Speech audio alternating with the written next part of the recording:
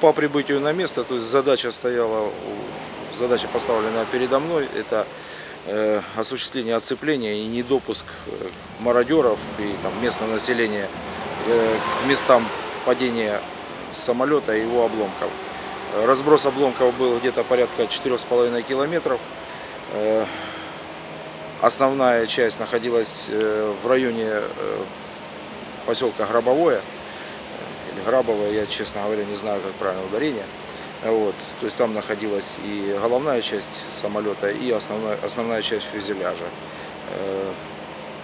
Будем говорить так, справа и лево от трассы, ну, от дороги, точнее, поселковой дороги, находились фрагменты и трупы тел. Те варианты, которые я услышал после, о том, что там уже заранее мертвые люди какие-то находились, не знаю. Дело в том, что по внешнему виду трупы были еще не закоченевшими, без каких-либо там видимых причин разложения. То есть, ну, будем говорить так, это были, будем говорить так, недавно представившиеся. То есть это свежие трупы были.